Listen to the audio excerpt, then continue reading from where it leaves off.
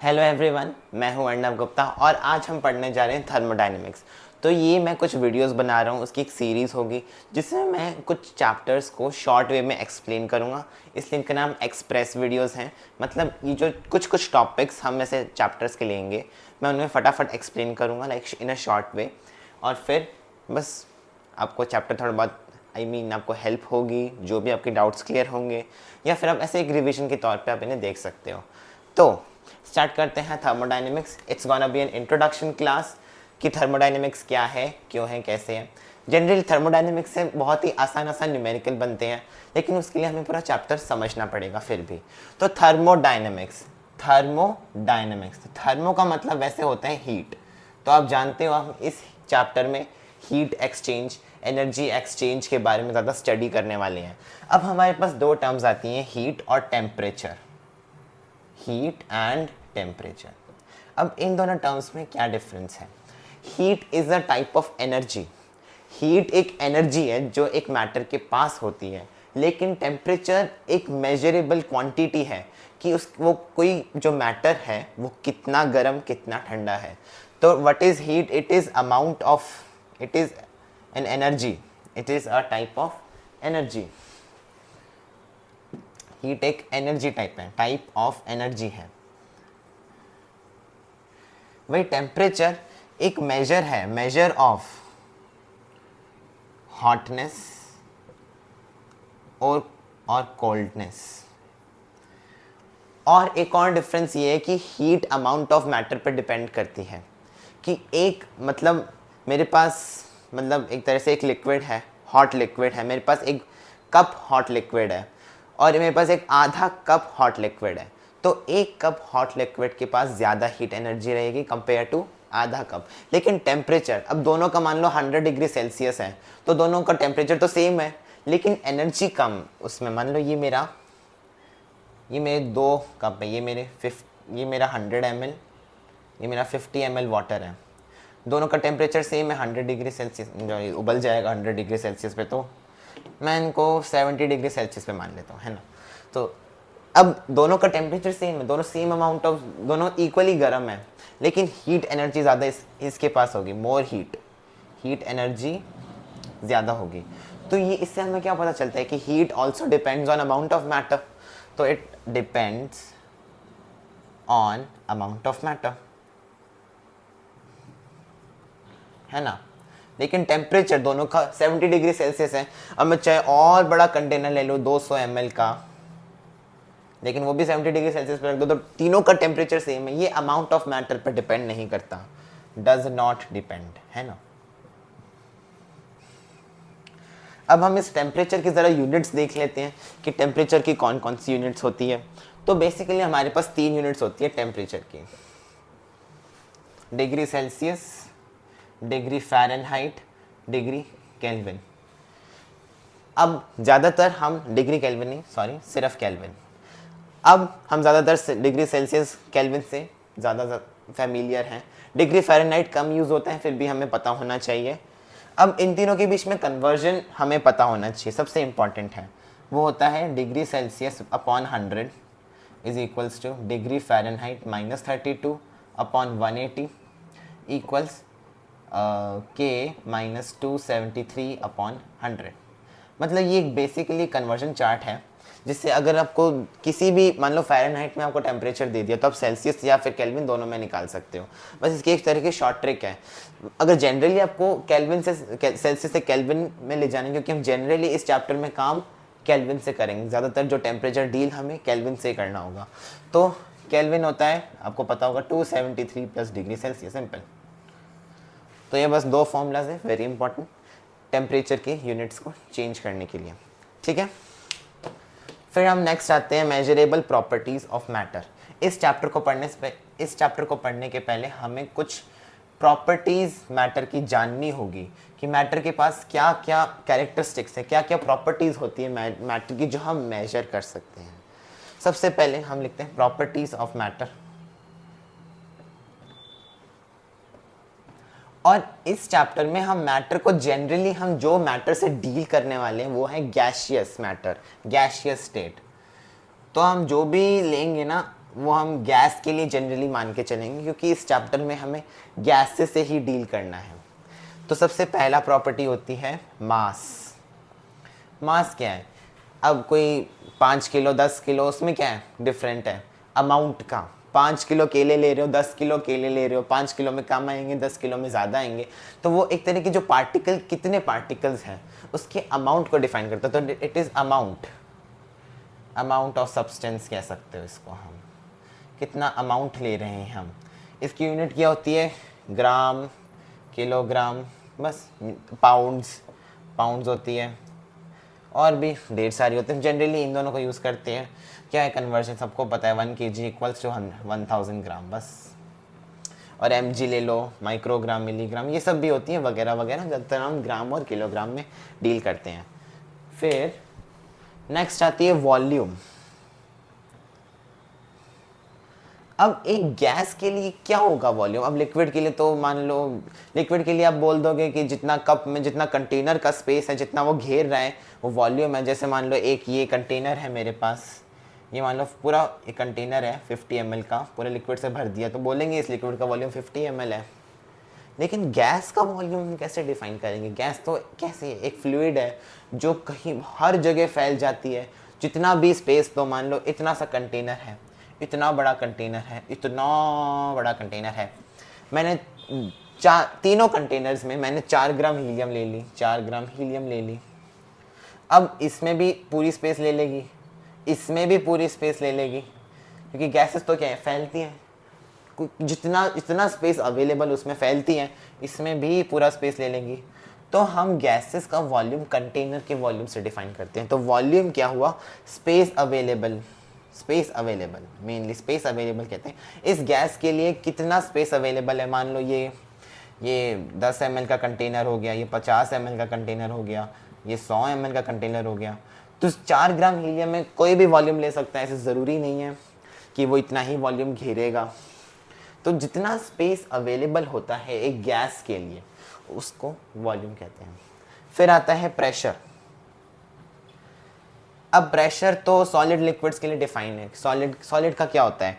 जितना वो नॉर्मल लगाएगा सरफेस पर unit area, force per unit area क्या होता है? प्रेशर, है ना। और लिक्विड्स के लिए भी वही हो जाएगा, जितना वो उसका वेट होगा, है ना। लिक्विड्स के तो वेट को कहते हैं, वेट पर यूनिट एरिया। अब गैसेस के लिए क्या होता है प्रेशर? वो तो हर जगह फैलती है। तो प्रेशर हम कौन से फोर्स से हम प्रेशर डिराइव करेंगे? फोर्स होता क्या है? नहीं, प्रेशर होता क्या है? Force by area. तो ये कौन से फोर्स की बात कर रहे हैं यहाँ पे? जो ये मेरा कंटेनर है, इसमें मैंने गैस भर दी, जो फोर्स गैस उसकी जैसे कोलाइड करती हैं, इसकी पार्टिकल्स जो इसकी वॉल्स पे लगाती हैं ना, हम उस फोर्स की बात कर रहे हैं। जो गैस के पार्टिकल्स कंटेनर की वॉल्स पे ऐसे टकरा के जो फोर्स लगा रहे हैं पर यूनिट एरिया, वो गैस का प्रेशर होता है।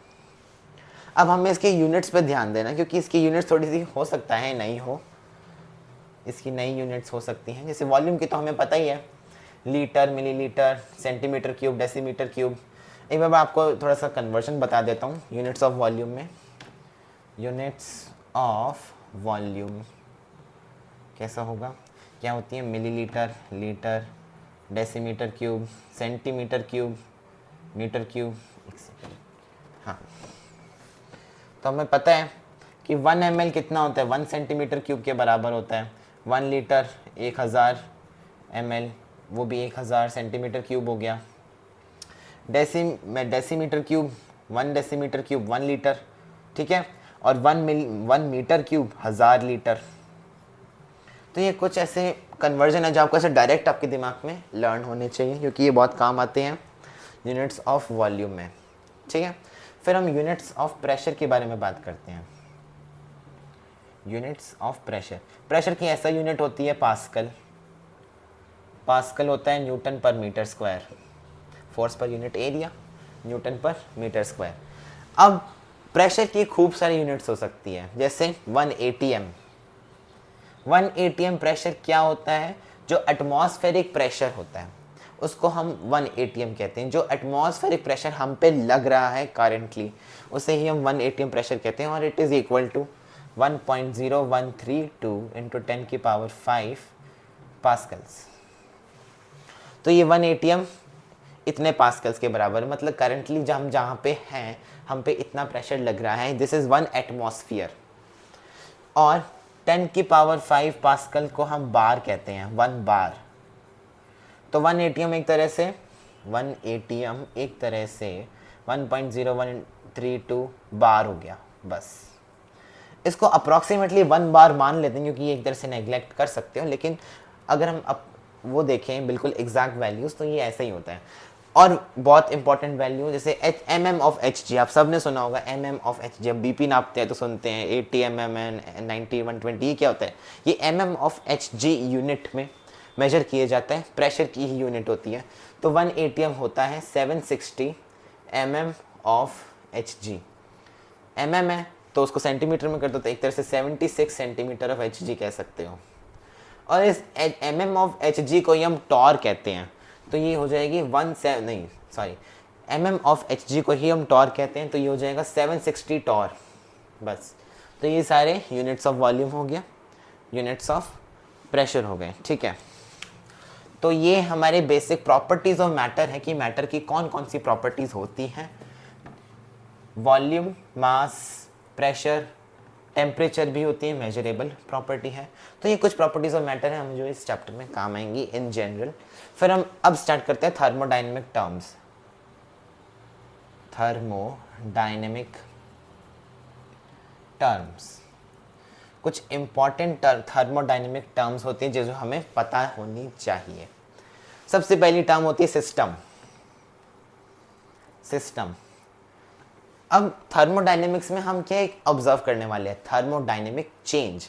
एक सिस्टम होगा उसके अंदर एक थर्मोडायनेमिक चेंज होगा। अब थर्मोडायनेमिक चेंज क्या होता है? थर्मोडायनेमिक चेंज होता है कि अगर सिस्टम का प्रेशर बदल दिया जाए या वॉल्यूम बदल दिया जाए या टेम्परेचर बदल दिया जाए। मान लो ये मेरी गैस है ना, ये गैस है, मैंने इसको एक पिस्टन है मेरा एक पिस्टन, उससे मैंने इसको कंप्रेस कर दिया, तो मैंने क्या किया, इसका वॉल्यूम रिड्यूस कर दिया, तो ये क्या हुआ, एक थर्मोडायनेमिक चेंज हुआ। तो सिस्टम क्या है? एक ऐसा पार्ट है यूनिवर्स का, एक ऐसा पार्ट है, part of universe where thermodynamic change is observed.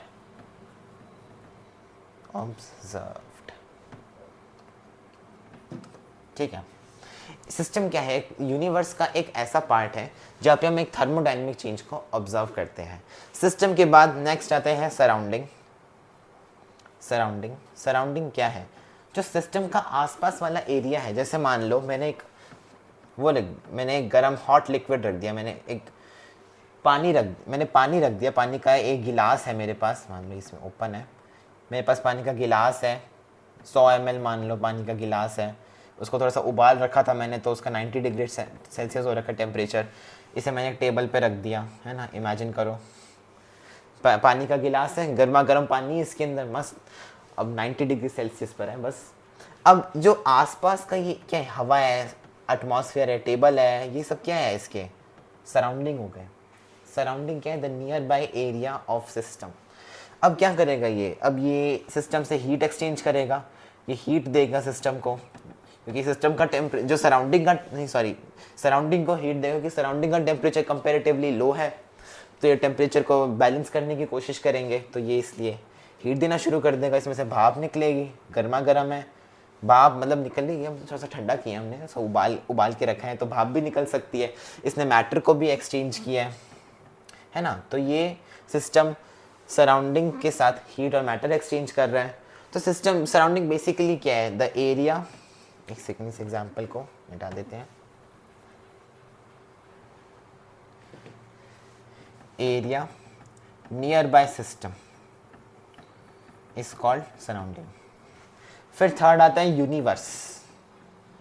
Universe मतलब थर्मोडायनेमिकली, यूनिवर्स तो हमें पता है वैसे क्या होता है, ब्रह्मांड को यूनिवर्स कहते हैं, लेकिन थर्मोडायनेमिक टर्म्स में हम यूनिवर्स को सिस्टम प्लस सराउंडिंग से डिफाइन करते हैं। सिस्टम और सराउंडिंग दोनों मिलकर यूनिवर्स बनाते हैं, ठीक है। एक सेकेंड। फिर नेक्स्ट आता है बाउंड्री वॉल। Boundary wall.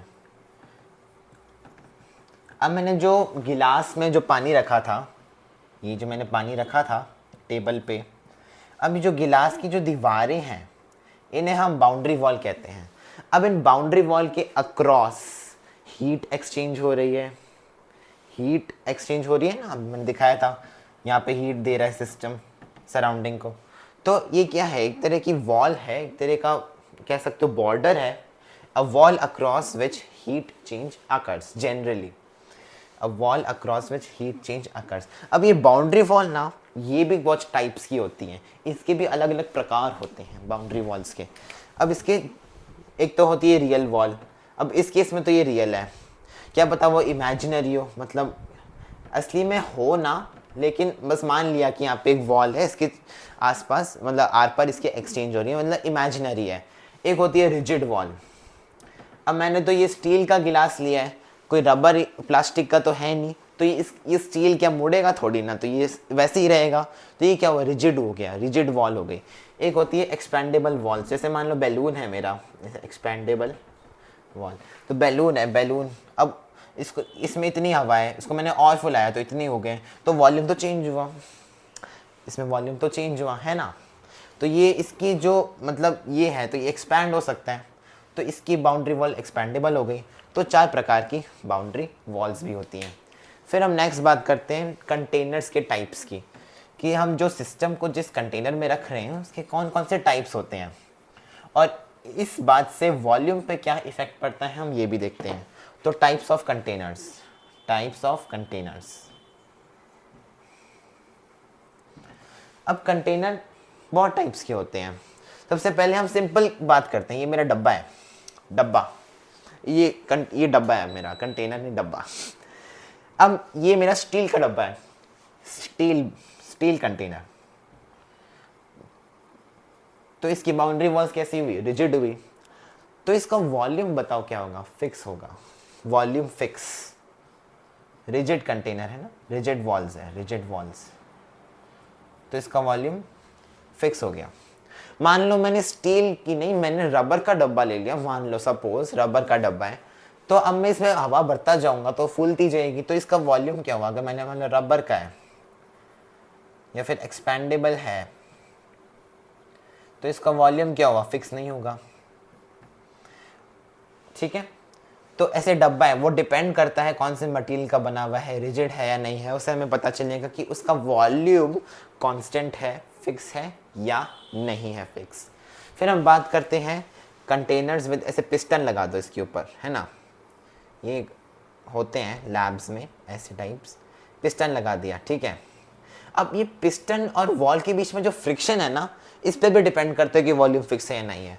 अगर मान लो फ्रिक्शन नॉट प्रेजेंट, फ्रिक्शन नहीं है, तो मतलब ये क्या स्मूथली हिल डुल सकता है, तो मतलब मान लो मैंने और गैस भर दी इसके अंदर, तो पिस्टन ऊपर खिसक जाएगा, फ्रिक्शन थोड़ी ना है, अपोज करने के लिए कौन है, तो इसका भी वॉल्यूम फिक्स नहीं होगा। मान लो मैंने फ्रिक्शन दे दिया, पिस्टन और वॉल्स, कंटेनर की वॉल्स के बीच में फ्रिक्शन है, तो मैं और गैस बढ़ूंगा तो फ्रिक्शन की वजह से पिस्टन उसी लेवल पे रहेगा, ऊपर नीचे नहीं जाएगा। तो अगर फ्रिक्शन प्रेजेंट हुआ तो वॉल्यूम फिक्स होती है। ठीक है, ये मेरे टाइप्स ऑफ कंटेनर्स हो गए। फिर हम नेक्स्ट बात करते हैं सिस्टम्स के टाइप्स की, कि सिस्टम कौन से टाइप्स के होते हैं, टाइप्स ऑफ सिस्टम्स।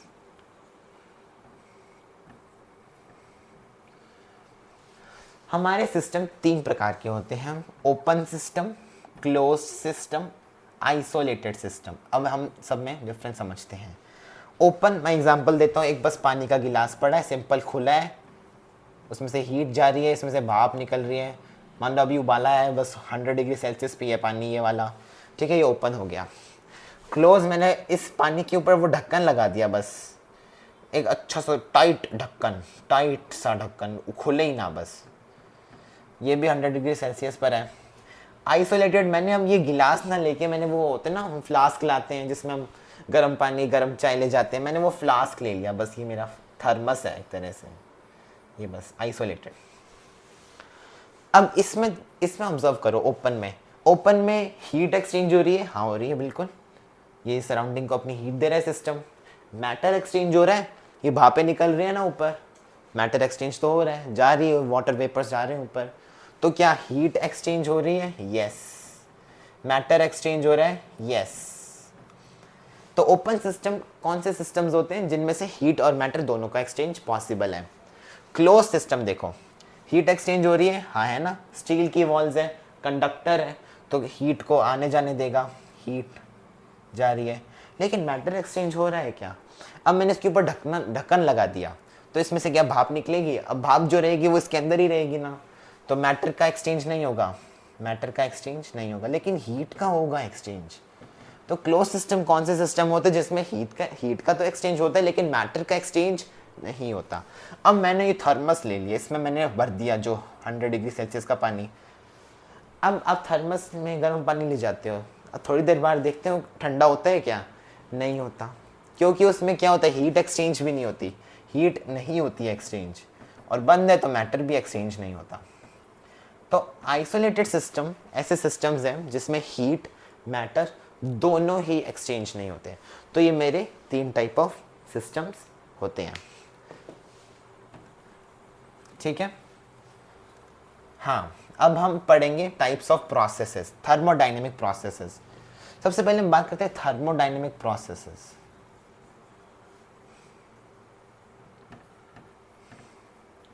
ठीक है, एक ऐसी प्रोसेस जिसमें वॉल्यूम, टेम्परेचर या प्रेशर चेंज होता है, उसे हम थर्मोडायनेमिक प्रोसेस कहते हैं। मान लो जैसे गैस भर दी, उसको कंप्रेस कर दिया, थर्मोडायनेमिक। गैस भर दी, उसको हीट कर दिया, टेम्परेचर इंक्रीज, थर्मोडायनेमिक प्रोसेस हो गई। मैंने वॉल्यूम फिक्स नहीं है, उसका वॉल्यूम बढ़ गया गैस का, थर्मोडायनेमिक प्रोसेस।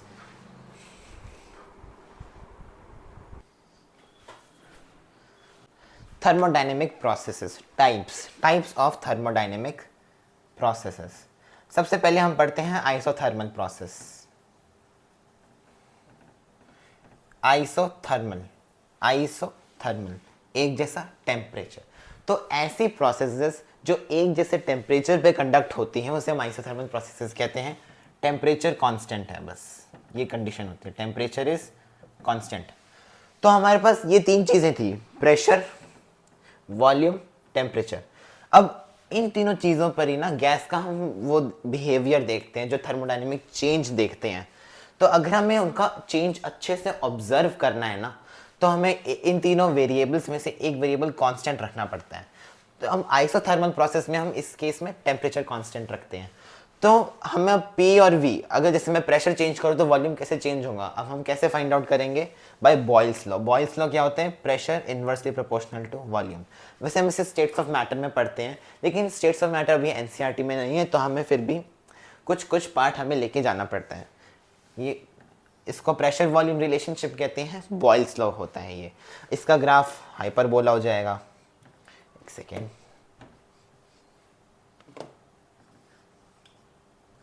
ये मेरा प्रेशर, ये वॉल्यूम, ये हो गया। अब ये एक टेम्परेचर पे है, तो हम इस ग्राफ को आइसोथर्म कहते हैं, आइसोथर्म। तो ये मेरी हो गई isothermal process. Next isobaric process, isobaric. इस बार हम प्रेशर को कांस्टेंट रखेंगे, प्रेशर इज कांस्टेंट। तो जो प्रोसेसेस कांस्टेंट प्रेशर पे होती है उसे हम आइसोबारिक प्रोसेस कहते हैं। अब मैंने प्रेशर को कांस्टेंट कर दिया, तो वॉल्यूम टेम्परेचर में क्या होता है? डायरेक्ट प्रोपोर्शनल होता है, directly proportional, V directly proportional to T। तो कैसे बनेगा इसका ग्राफ? पासिंग थ्रू ऑरिजिन बन जाएगा, straight line passing through origin. और इसे हम आइसोबार कहते हैं, इस ग्राफ को, क्योंकि कांस्टेंट प्रेशर पर है इसलिए हम आइसोबार कहते हैं। नेक्स्ट आती है आइसोकोरिक प्रोसेस, आइसोकोरिक प्रोसेस। इस बार हम वॉल्यूम की बारी आ गई, अब हम वॉल्यूम कांस्टेंट रखेंगे, वॉल्यूम कांस्टेंट। तो इस केस में प्रेशर और टेम्परेचर के बीच में क्या होता है? Pressure directly proportional to temperature, pressure directly proportional to temperature होता है। ये भी कैसा होगा? Straight line passing through origin. अब इस ग्राफ को हम क्या कहेंगे? आइसोकोर, है ना। तो ये 3 हो गए मेरे पास रिलेशन, आइसोथर्मल, आइसोबारिक, आइसोकोरिक। इन तीनों में हम प्रेशर, वॉल्यूम, टेम्परेचर को, इनमें से एक को कांस्टेंट रख लेते हैं और बाकी 2 में ये रिलेशन वगैरह आता है, उससे हम थर्मोडायनेमिक चेंज ऑब्जर्व करते हैं।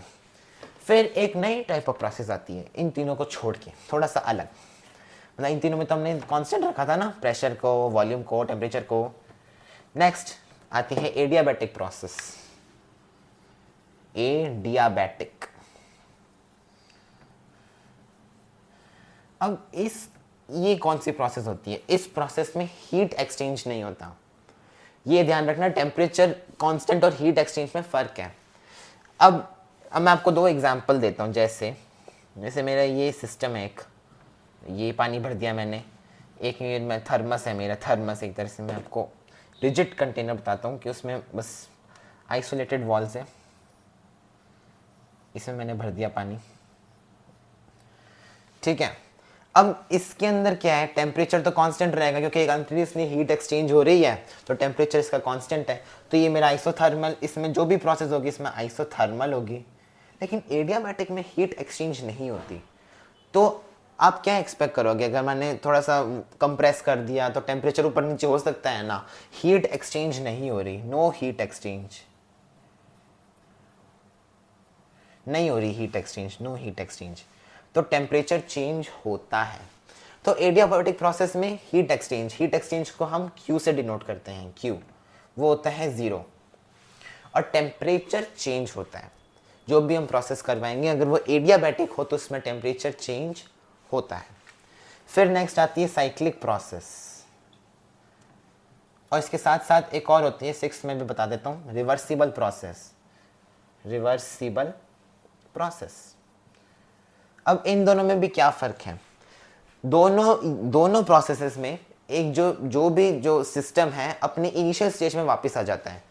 जैसे मान लो मैंने जैसे पानी को भाप बनाया, भाप को वापस पानी बना दिया, तो ये सिस्टम क्या हुआ, पानी लिक्विड से गैस में गया, गैस से वापस लिक्विड में आया। हाँ, तो पानी को लिक्विड से गैस बनाया, गैस से वापस लिक्विड बनाया, तो सिस्टम अपनी इनिशियल स्टेज में आ जाता है। ये दोनों प्रोसेस में होता है। लेकिन इन दोनों में फ़र्क क्या है फिर? साइक्लिक प्रोसेस में ना, जो सिस्टम अपने इनिशियल स्टेज में आता है वो सेम प्रोसेस को फॉलो नहीं करता। जैसे मान लो मेरा सिस्टम ये है, ये कोई सिस्टम है, मतलब एस मान लेते हैं एक तरह से, मैं उनको डायग्राम के दिखा रहा हूँ। प्रोसेस 1 से ये कुछ बन गया, S1 मैं मान लेता हूँ, कुछ भी वेरिएबल है, कुछ भी है। और ये प्रोसेस 2 से S2 बन गया, ये प्रोसेस 3 से S3 बन गया, और ये प्रोसेस 4 से वापस S बन गया। तो ये क्या हो, एक तरह से साइकिल हो गई। ये अलग अलग प्रोसेस से वापस इनिशियल स्टेज में आ गया सिस्टम। लेकिन रिवर्सिबल प्रोसेस में क्या हुआ, सिस्टम कुछ एस मान लो मेरा T बन गया, मतलब एक तरह से A या फिर B बन गया। बेस्ट एग्जांपल, A मेरा B बन गया, लेकिन B से वापस A भी बन गया। तो सेम ऑर्डर फॉलो करके, सेम ऑर्डर को फॉलो किया। साइक्लिक प्रोसेस में अलग अलग प्रोसेसेस से वापस इनिशियल स्टेज में आया। रिवर्सिबल में भी इनिशियल स्टेज से आया, लेकिन सेम ऑर्डर को फॉलो करते हुए आया रिवर्सिबल प्रोसेस में। तो ये हमारी 6 टाइप्स के प्रोसेसेस हो गई। Isothermal, temperature constant; isobaric, pressure constant; isochoric, volume constant; adiabatic, heat exchange 0; cyclic process initial stage, different processes में आते हैं इनिशियल स्टेज से; रिवर्सिबल प्रोसेस इनिशियल स्टेज में आता है सिस्टम, लेकिन सेम ऑर्डर को फॉलो करते हुए। तो ये हमारी हो गई different types of thermodynamic processes. अब हम इस जो चैप्टर में बात करने जा रहे हैं वो होने वाली है स्टेट फंक्शंस। वो होने वाली है स्टेट फंक्शंस। State functions. अब फंक्शंस क्या होते हैं? मतलब फंक्शन तो एक तरह से मेजरेबल क्वांटिटीज को हम यहाँ पे बोलेंगे। अब फंक्शंस भी 2 टाइप के होते हैं, state functions and path functions. State functions ऐसे फंक्शंस होते हैं जो सिस्टम की इनिशियल और फाइनल स्टेज पे डिपेंड करते हैं। For example we have pressure, volume, temperature, ये सब होते हैं स्टेट फंक्शंस। अब जैसे मान लो एक गैस का 8 बजे इतना कोई प्रेशर था, इतना वॉल्यूम था। अब मैं 2 घंटे बाद आया, फिर मैंने देखा उसका कोई P1 volume, P1 pressure, V1 volume था। 2 घंटे बाद P2 प्रेशर, V2 वॉल्यूम। तो मैं क्या बोलूँगा, चेंज कितना हुआ? P2 माइनस P1 ही होगा, V2, और वॉल्यूम में V2 माइनस V1 होगा। अब मुझे ये फ़र्क नहीं पड़ता कि बीच में उसका प्रेशर इतना हाई चला गया, वॉल्यूम इतना लो चला गया, या फिर वॉल्यूम बहुत हाई हो गया, या ऐसा हो गया वैसा हो गया, मुझे इससे हमें कोई लेना देना नहीं होता। सिर्फ इनिशियल, ये हो गया इनिशियल और फाइनल स्टेज पर डिपेंड करने वाले जो फंक्शंस होते हैं उन्हें हम स्टेट फंक्शंस कहते हैं। और इन्हें लिखने का एक स्पेसिफिक तरीका होता है, हम इनके आगे डेल्टा लगाते हैं। ये हो गया delta P, delta we. Delta change को रिप्रेजेंट करता है। डेल्टा होता है फाइनल माइनस इनिशियल, हमेशा चाहे ना माइनस में आ जाए आंसर, लेकिन हमेशा डेल्टा फाइनल माइनस इनिशियल रहेगा।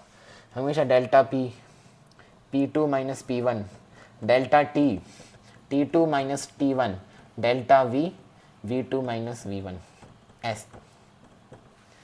तो स्टेट फंक्शंस सिस्टम की इनिशियल और फाइनल स्टेज पे ही डिपेंड करते हैं।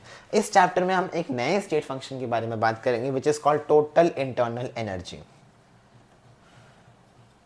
टोटल इंटरनल एनर्जी जिसे हम डेल्टा U से रिप्रेजेंट करते हैं, क्योंकि ये एक स्टेट फंक्शन है इसलिए हमें डेल्टा लगाना पड़ेगा। तो हम इसकी चर्चा हम कल करेंगे। तब तक के लिए बाय बाय।